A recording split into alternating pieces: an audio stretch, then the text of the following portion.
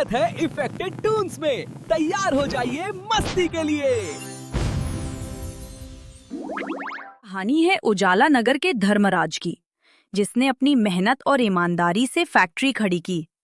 लेकिन समय बदल गया और बेटा मनोज भी। बेटा, आज फैक्ट्री का काम अच्छा चल रहा है, भगवान की कृपा है। कृपा नहीं पापा, ये मेरी मेहनत है।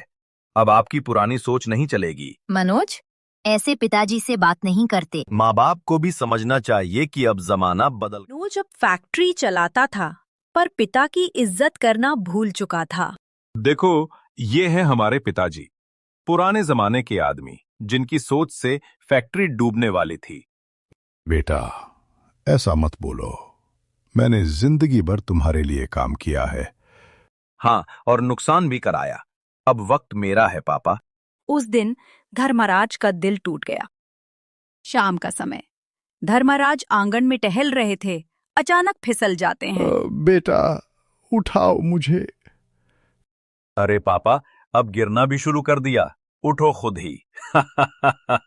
मनोज, उन्हें उठाओ। देखो कितनी चोट लगी है। रहने दो, आदत डालनी होगी इन्हें। अपमान का घूंट पिता ने चुपचाप पी लिया, क्योंकि बेटे का अहंकार उससे बड़ा हो गया था। हे भगवान, शायद अब मेरा समय पूरा हो गया। बेटे की बेपरवाही ने बाप को तोड़ा, पर पिता ने फिर भी दुआ दी, बेटा सुधर जाए। एक दिन धर्मराज बाथरूम जाते समय गिर जाते हैं। कोई है? मनोज, उठाओ मुझे। मनोज उठकर बोलता है।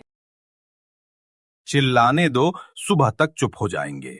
और सुबह धर्मराज अब इस दुनिया में नहीं थे। मनोज, तुम्हारे बाप चले गए। जो हुआ अच्छा हुआ, बूढ़े हो गए वक्त थे। ने करवट ली। अब इतिहास खुद को दोहराने वाला था। बेटा, फैक्ट्री का ध्यान रखना, ये हमारी इज्जत है। इज्जत? आपकी सोच बहुत पुरानी है पापा। अब दुनिया आगे बढ़ गई है। आदित्य, अपने पिता से ऐसे मत बोलो। मम्मी, आप बीच में मत पड़ो। मैं जानता हूं क्या सही है। देखो दोस्तों, ये है मेरे पापा, पुराने जमाने के बाबा। आदित्य, ये क्या बकवास है? अब आप समझ नहीं सकते पापा, आज का समय अलग है। जो कल खुद पिता का अपमान करता था, आज वही अपमानित हो रहा था। समय सबसे बड़ा शिक्षक है। के समय में मनोज गिर जाता है और मदद के लिए पुकारता है। आदित्य, उठाओ मुझे बेटा।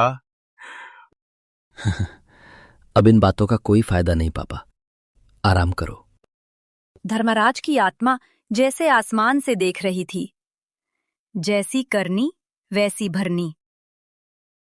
लालच और अभिमान हमेशा विनाश लाते हैं। आदित्य ने जब अपने पाप को स्वीकार किया, तब तक बहुत देर हो चुकी थी। दादाजी, पापा, मुझसे गलती हो गई। याद रखो, बुरे कर्मों का फल देर से ही सही मगर जरूर मिलता है। यही है जैसी करनी वैसी भरनी। मॉरल: बड़ों का सम्मान करो, क्योंकि उनकी दुआ ही तुम्हारी सबसे बड़ी पूंजी है।